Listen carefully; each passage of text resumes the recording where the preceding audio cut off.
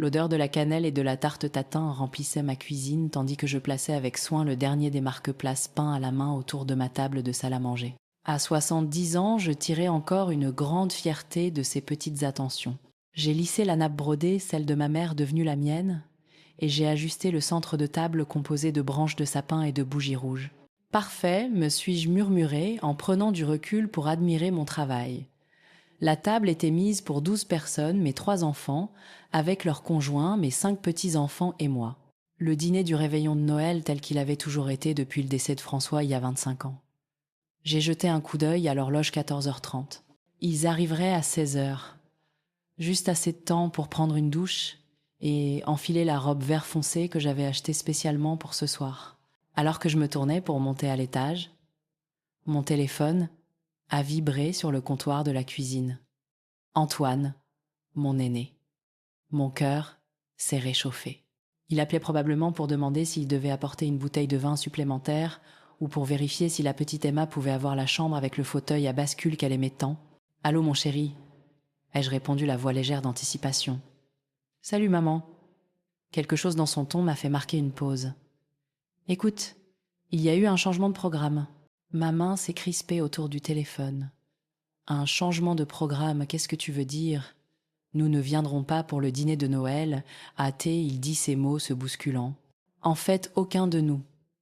Nous avons décidé de faire quelque chose de différent cette année. » Je me suis assise sur une chaise de cuisine ayant soudainement besoin de soutien. Différent. Je ne comprends pas. Antoine s'est éclairci la gorge. Nous sommes en croisière. Tous. Moi et Patricia Chloé et David Julien et Jennifer, tous les enfants aussi. Une croisière. J'ai répété les mots, ils n'avaient aucun sens. Mais c'est le soir de Noël. Je cuisine depuis hier matin. Oui, c'était un peu à la dernière minute. Hâté, il dit, et je pouvais entendre la désinvolture forcée dans sa voix. Chloé a trouvé une offre incroyable pour une croisière familiale. 15 jours dans les Caraïbes. On ne pouvait pas laisser passer ça. Le téléphone me semblait lourd dans ma main. Pourquoi personne ne m'a prévenu? J'aurais pu venir aussi. Une pause. Eh bien, maman, tu sais que tu as le mal de mer. Et de toute façon, il n'y avait pas assez de place. Il y avait juste assez de cabines pour nos familles immédiates. Famille immédiate. Les mots m'ont piqué plus qu'ils n'auraient dû. Quand êtes-vous partis? Ai-je demandé luttant pour garder ma voix stable. Ce matin, nous sommes déjà en mer. J'ai entendu des rires en arrière-plan, le tintement de verre. Écoute, maman, je dois te laisser. Ils organisent un pot de bienvenue sur le pont principal. Joyeux Noël. D'accord. On t'appellera à notre retour. La ligne a été coupée avant que je puisse répondre. Je suis restée assise à ma table de cuisine, vide le téléphone toujours serré dans ma main, entourée des odeurs d'un festin que personne ne mangerait. Lentement, je me suis levée et j'ai marché jusqu'à mon sac à main sortant mes lunettes de lecture et ma carte bancaire. Avec des doigts tremblants, je me suis connectée à mon application bancaire en ligne. Et c'était là. Un retrait de 12 180 € de mon compte d'épargne il y a 3 jours. La description indiquait « Royal Caribbean Cruise ». Mes jambes ont flanché et je me suis de nouveau affalée sur la chaise. Ils avaient utilisé mon argent, mes économies, sans me le demander, pour s'offrir des vacances en famille sans moi. Dehors, la neige a commencé à tomber de délicats flocons s'accumulant sur le rebord de la fenêtre. Je les regardais engourdis. Le chapon dans le four serait cuit dans 1 heure. Le gratin dauphinois était prêt à être réchauffé.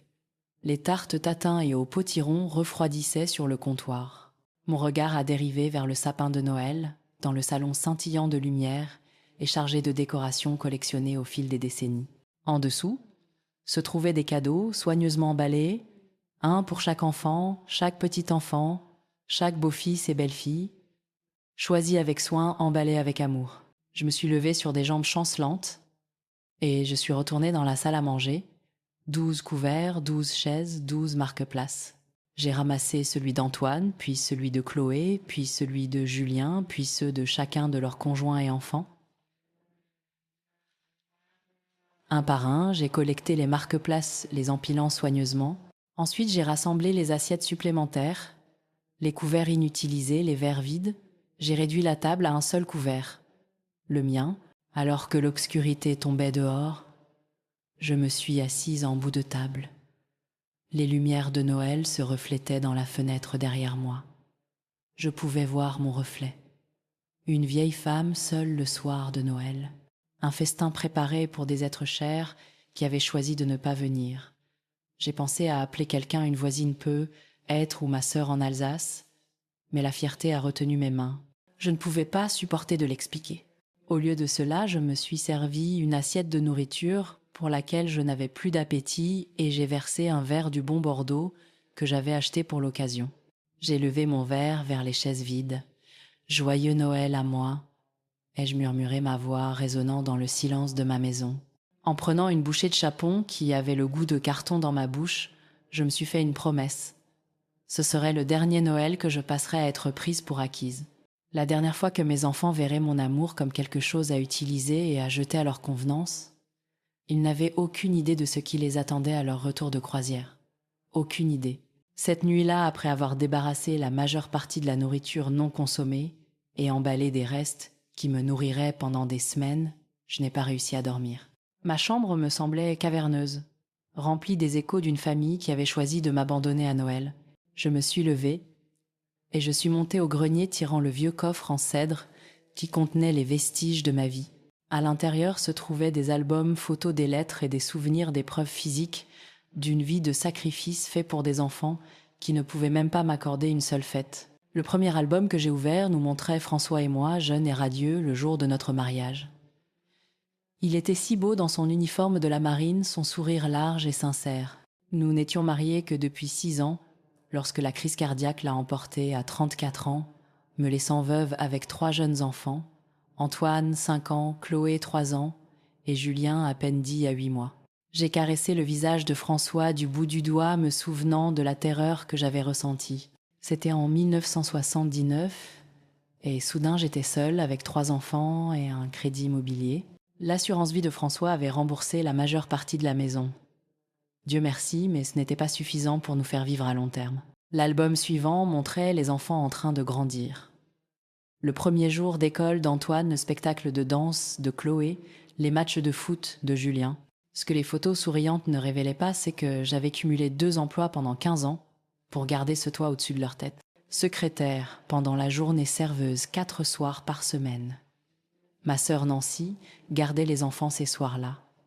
Et je rentrais bien, après qu'ils se soient endormis, les pieds enflés, le dos endolori. J'ai tourné les pages des fêtes passées. Des Noëls où j'avais réussi à offrir à chaque enfant exactement ce qu'il voulait, même si cela signifiait que je me passais de nouveaux vêtements ou de bottes d'hiver correctes. Des anniversaires où j'étais restée debout toute la nuit à faire des gâteaux élaborés parce que je ne pouvais pas me permettre de les acheter à la pâtisserie. Une photo m'a fait m'arrêter. La remise du baccalauréat d'Antoine. Il rayonnait tenant les clés de la voiture, d'occasion que j'avais péniblement économisée pour lui acheter. Ce que la photo ne montrait pas, c'est que j'avais pris des services supplémentaires pendant 6 mois pour pouvoir me la permettre, ou que j'avais continué à conduire ma propre voiture jusqu'à ce qu'elle rende. Littéralement l'âme sur l'autoroute 2 ans plus tard. J'ai trouvé la lettre d'admission de Chloé à la Sorbonne glissée dans un autre album. Elle avait été acceptée dans l'université de ses rêves avec une bourse partielle. Les frais de scolarité restants m'avaient presque ruiné, mais je ne le lui avais jamais fait savoir. J'ai réhypothéqué la maison en silence stoïquement. Quand elle a obtenu son diplôme et décroché son premier emploi dans une maison d'édition à Paris, son succès m'a semblé être le mien aussi. Puis sont venues les années rebelles de Julien. Les appels du proviseur, les petites infractions à la loi, la série d'emplois qu'il ne semblait pas pouvoir conserver. J'ai retrouvé le reçu de l'avocat que j'avais engagé quand il avait été arrêté pour vandalisme à 10 à 9 ans. 3 000 € que je n'avais pas mis sur une carte de crédit que j'ai mis des années à rembourser. Derrière les albums se trouvaient les titres de propriété. La maison principale achetée avec François puis refinancée 2 fois pour payer les études des enfants. Le petit chalet au bord du lac d'Annecy que nous avions acheté l'année avant la mort de François, que j'avais failli vendre pendant les années de vache maigre, mais que j'avais réussi à conserver. Et le terrain constructible en Normandie que François avait hérité de son père que j'avais gardé parce qu'il avait toujours parlé d'y construire un jour une maison de vacances familiale. Les 3 propriétés étaient uniquement à mon nom. François s'en était assuré avant de mourir, voulant nous protéger les enfants et moi. J'ai refermé le coffre et je suis allée à la fenêtre, regardant le jardin couvert de neige, où mes enfants avaient autrefois construit des bonshommes de neige et fait des batailles de boules de neige. Le jardin dont je payais encore l'entretien, bien que je puisse à peine me pencher pour jardiner. Toute ma vie avait été consacrée à leur donner de la stabilité, des opportunités, une base sur laquelle construire leur propre vie. Je m'étais privée, j'avais travaillé jusqu'à l'épuisement, j'avais mis mes propres rêves de côté, tout ça pour qu'ils puissent avoir ce que François et moi avions prévu de leur donner ensemble. Et comment m'avait-il remercié en volant mes économies pour une croisière à laquelle il ne m'avait même pas invité. J'ai essuyé des larmes de colère alors que l'aube pointait à l'horizon. La douleur se cristallisait en quelque chose de plus dur, de plus froid. Je les avais mieux élevés que ça. Je leur avais appris le respect, la famille, la gratitude. Du moins, c'est ce que je pensais. Alors que les premiers rayons de soleil illuminaient ma chambre, je suis redescendue. Les lumières du sapin de Noël scintillaient encore, semblant maintenant se moquer de moi avec leur gaieté. Je les ai débranchées d'un coup sec, plongeant la pièce dans la lumière froide et bleue du matin. Puis je suis allée à mon bureau, une petite pièce qui avait autrefois été un cellier. À l'intérieur se trouvait un bureau usé, mon vieil ordinateur et un classeur contenant des papiers importants.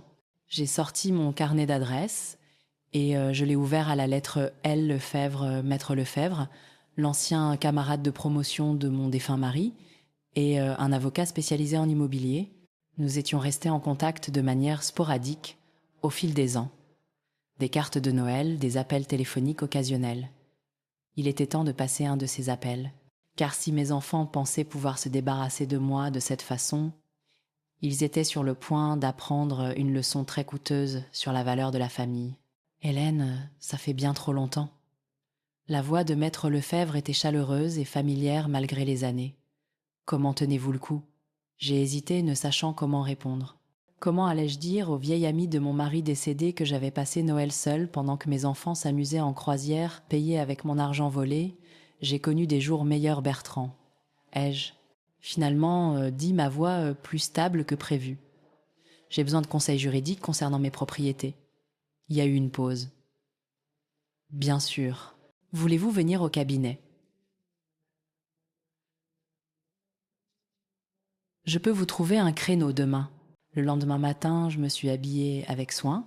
Un tailleur-pantalon bleu marine que j'avais acheté des années auparavant pour la remise de diplôme de Chloé, un collier de perles que François m'avait offert pour notre 5e anniversaire. J'avais besoin de me sentir digne, même si mon cœur s'effritait. Le cabinet de maître Lefebvre était dans un hôtel particulier rénové du centre-ville. Il m'a accueillie avec une étreinte. « Vous avez l'air en forme, Hélène ?»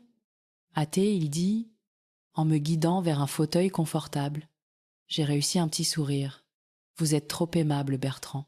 Nous savons tous les deux que je fais bien mes 70 ans. » Il a ri, puis son expression est devenue sérieuse. « Maintenant, dites-moi ce qui se passe. Vous aviez l'air troublé au téléphone. » Toute l'histoire est sortie d'un trait. La préparation du dîner de Noël. L'appel d'Antoine. La découverte de l'argent pris sur mon compte. La croisière à laquelle il ne m'avait jamais invité. À chaque mot, ma voix se raffermissait, la blessure se transformant en résolution.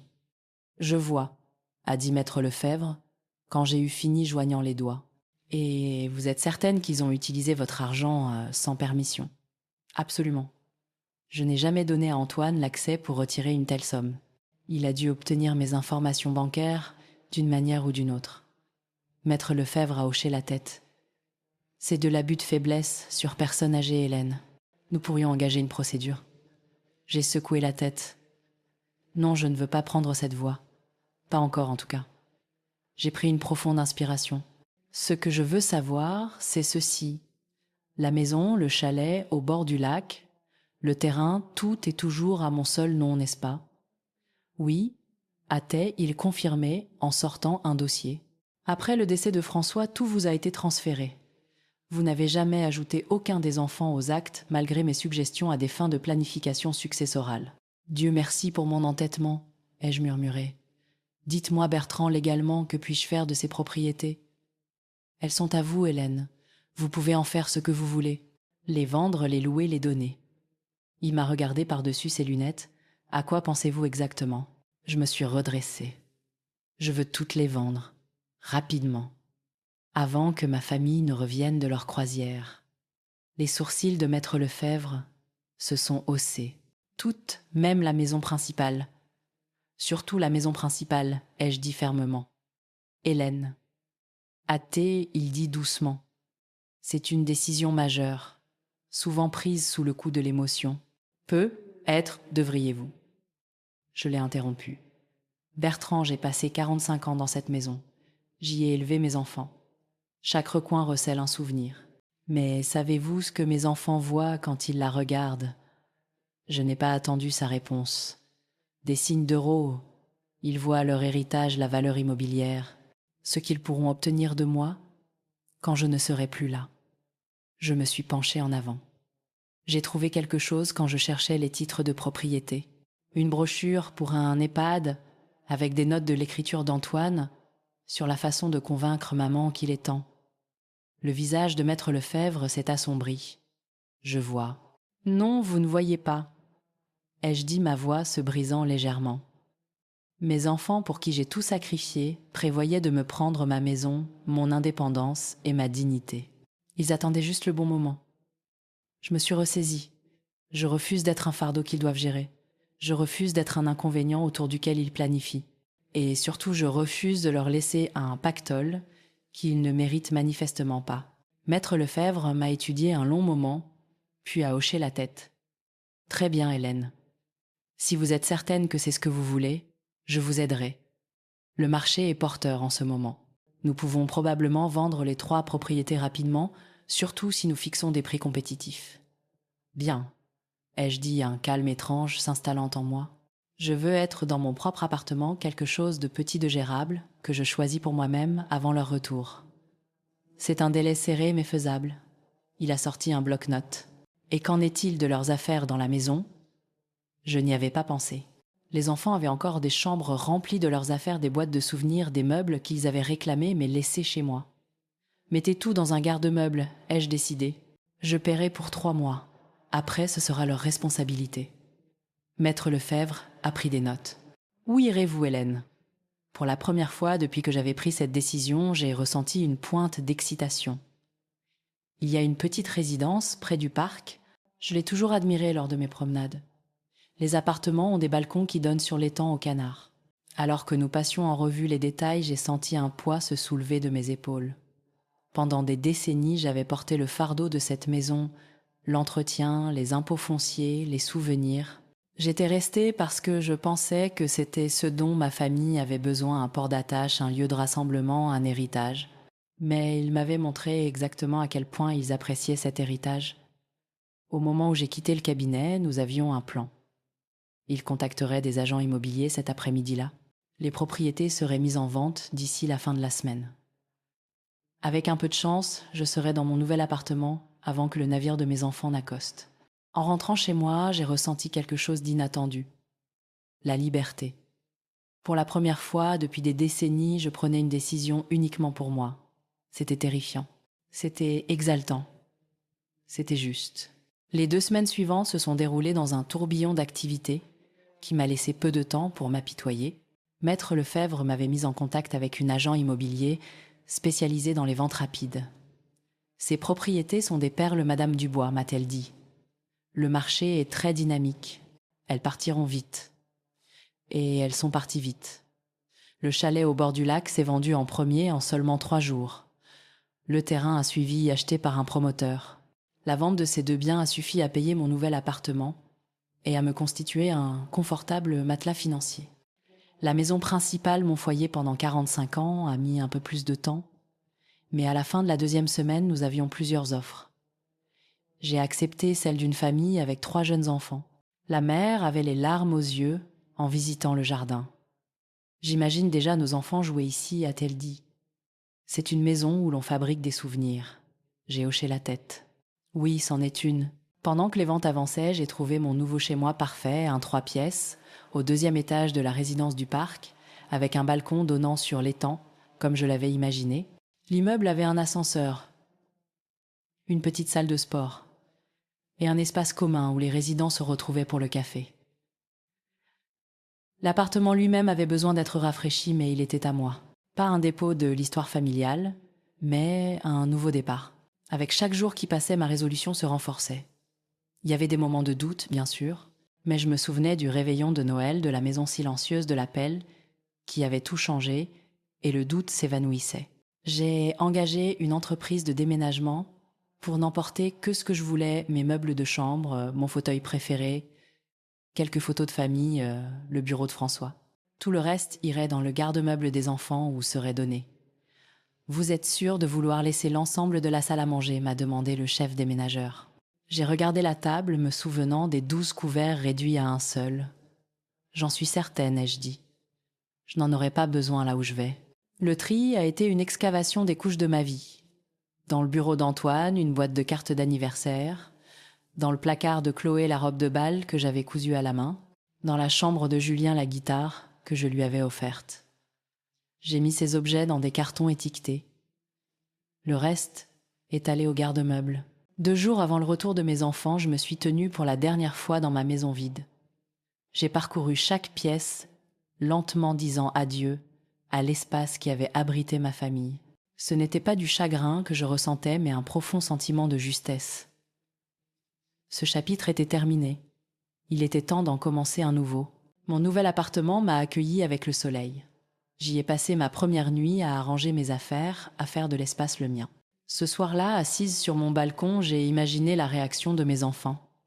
Il y aurait du choc, de la colère, des accusations. Mais j'étais prête. Maître Lefebvre m'avait aidé à mettre à jour mon testament, retirant mes enfants comme bénéficiaires directs et créant à la place des fiducies pour l'éducation de mes petits-enfants. Il avait également préparé une procuration nommant ma sœur Nancy et non mes enfants comme mandataires en cas d'incapacité. Je m'étais protégée de leur manipulation. Demain, ils reviendraient. Demain, ils apprendraient ce que leur trahison leur avait coûté. Mais ce soir, je dormirais paisiblement dans mon nouveau foyer, libérée d'une maison trop grande, de souvenirs trop lourds et d'enfants qui m'avaient prise pour acquise une fois de trop.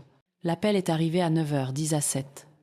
Je prenais mon café sur mon balcon quand mon téléphone s'est allumé avec le nom d'Antoine. J'ai laissé sonner 3 fois. Allô ? J'ai gardé ma voix neutre. Maman. Antoine semblait affolé. Où es-tu ? Qu'est-ce qui se passe ? J'ai pris une lente gorgée de café. Je suis à la maison. Non, tu n'y es pas.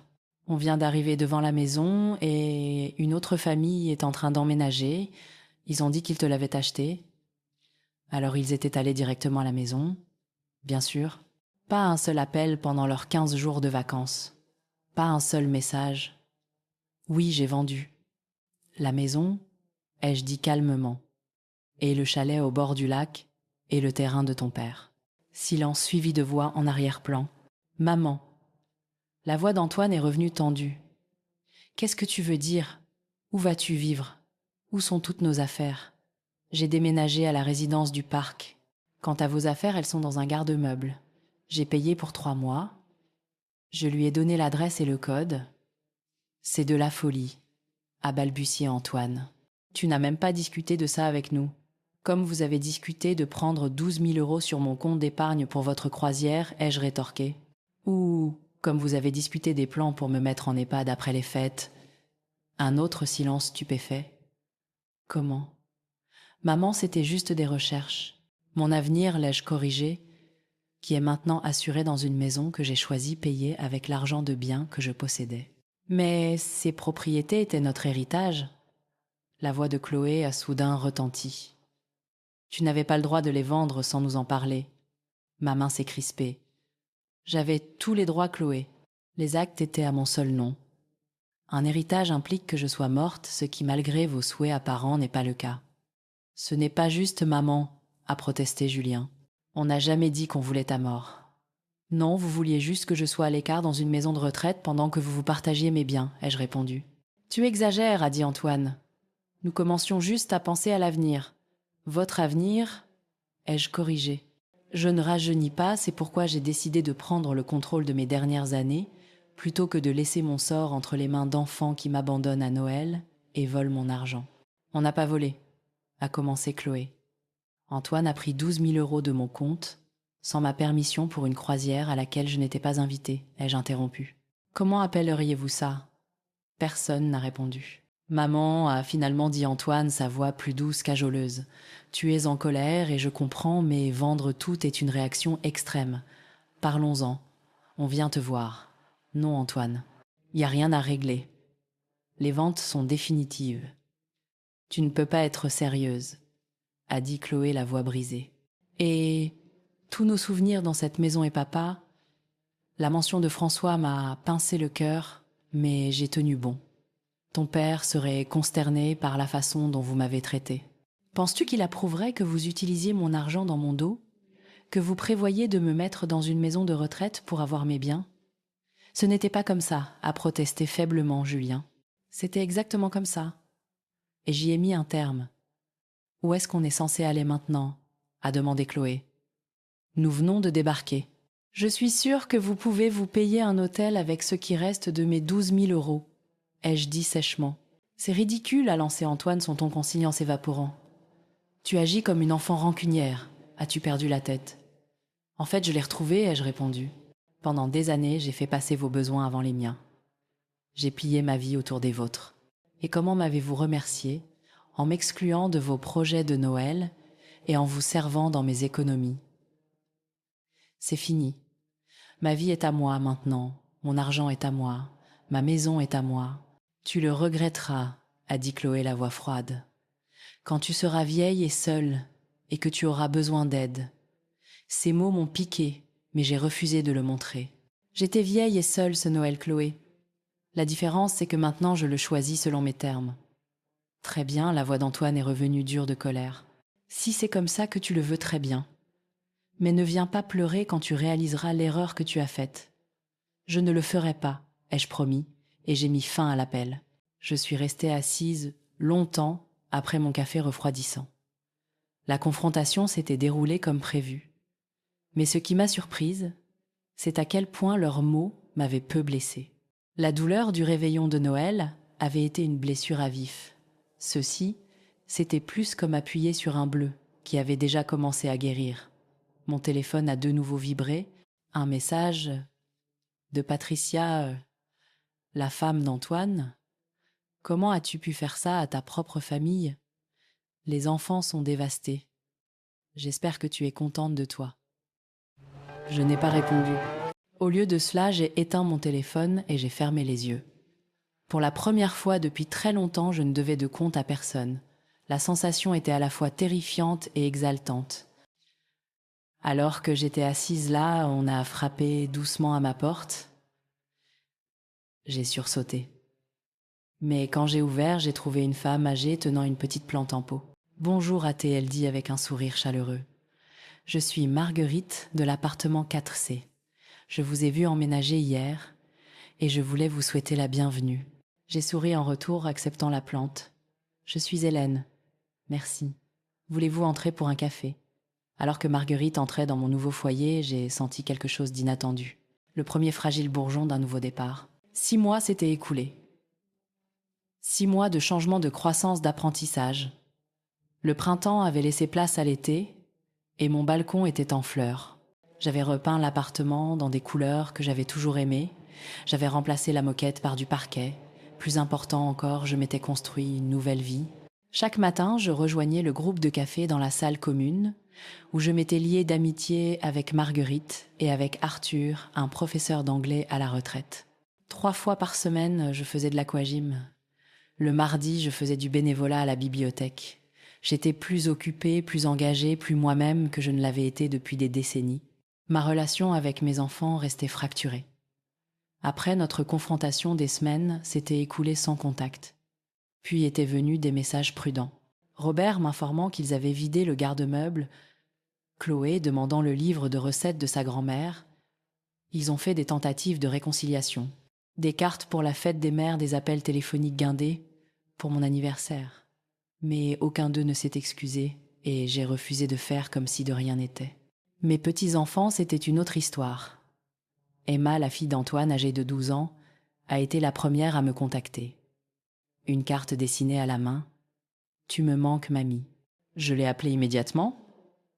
Nous avons organisé sa visite et Antoine l'a déposée à Contrecœur un samedi. « C'est trop cool ici, mamie ». s'est-elle exclamée. Cette visite a ouvert une porte. Bientôt, mes autres petits-enfants ont commencé à venir. À travers eux, je maintenais un lien, tout en établissant des limites claires avec mes enfants. Aujourd'hui était spécial. Cela faisait exactement 6 mois que j'avais emménagé, et j'avais invité mes 3 enfants, et seulement eux pour le dîner. Pas de conjoint, pas de petits-enfants, juste nous. En préparant un simple poulet rôti, j'ai ressenti un calme étrange. Il ne s'agissait pas de réconciliation, pas encore. Il s'agissait de clarté.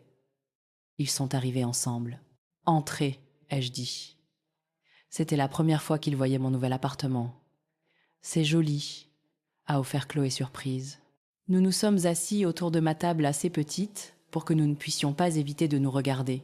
« Avant de manger, je veux dire quelque chose », ai-je commencé.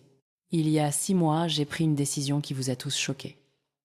Il ne s'agit plus de blâme, il s'agit de compréhension. Je les ai regardés dans les yeux. Pendant 45 ans, après la mort de votre père, je me suis définie comme votre mère. Tout ce que j'ai fait, je l'ai fait pour vous. Je ne regrette pas ce sacrifice. Mais quelque part en chemin, ce sacrifice est devenu attendu plutôt qu'apprécié. Je suis devenue une commodité. Maman, ce n'est pas juste, a protesté Chloé. On t'a toujours apprécié. Vraiment, ai-je demandé. Est-ce de l'appréciation qui vous a poussé à prendre mon argent sans me le demander, à planifier mon placement en institution, à me laisser seule le soir de Noël?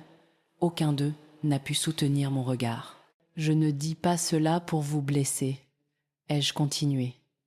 Je le dis parce qu'à 70 ans, j'ai enfin appris que l'honnêteté est plus importante que la gentillesse. J'ai appris que vous aimer ne signifie pas vous laisser me traiter comme une chose secondaire. On n'a jamais voulu te faire de mal, a dit Julien. On n'a juste pas réfléchi. C'est exact, ai-je convenu. Vous n'avez pas pensé à moi, mais j'ai eu 6 mois pour réfléchir. Et j'ai décidé que j'aimerais que nous essayions à nouveau, non pas comme une mère et ses enfants, mais comme des adultes qui se respectent. Tu veux te réconcilier ? A demandé Antoine. Je veux construire quelque chose de nouveau, ai-je précisé. L'ancienne relation ne fonctionnait pas. Mais pouvons-nous créer quelque chose de plus sain, avec des limites claires ? Qu'est-ce que ça veut dire exactement ? A demandé Chloé. Ça veut dire que je suis ma propre personne avec ma propre vie, ai-je expliqué. Je ne serai pas disponible à votre convenance. Je ne tolérerai pas d'être prise pour acquise. Je ne vous donnerai pas accès à mes finances, ni ne vous laisserai prendre de décisions sur mon avenir. J'ai continué. Cela signifie aussi que j'aimerais mieux connaître mes petits-enfants. J'aimerais être invitée aux réunions de famille, non pas comme l'hôte, mais comme une invitée désirée. Le silence est tombé. Puis, étonnamment, Antoine a parlé. « Je suis désolée, maman, hâté, il dit la voix rauque d'émotion. Tu as raison sur tout. Ce que nous avons fait à Noël était impardonnable. Ce n'était pas votre meilleur moment, ai-je reconnu avec un petit sourire. Mais ce n'est pas impardonnable. C'est juste inoubliable. » Alors que nous commencions à manger, la conversation a dérivé vers des sujets plus sûrs. Quand ils sont partis ce soir-là, Chloé m'a étreinte en murmurant « J'aime ton nouvel appartement, maman. Il te va bien. »« Merci, ai-je répondu. C'est parce que je l'ai choisi pour moi. » Après leur départ, je me suis assise sur mon balcon. La soirée n'avait pas guéri toutes les blessures. Il y aurait encore des moments difficiles. Mais pour la première fois depuis très longtemps, je me sentais en paix avec ma décision. J'avais reconquis non seulement mon indépendance financière, mais quelque chose de bien plus précieux, ma propre valeur, mon droit à la dignité, ma voix. La maison était partie, oui. Mais moi, Hélène Dubois, 70 ans, et enfin vraiment moi-même, je restais plus forte, plus sage et libre.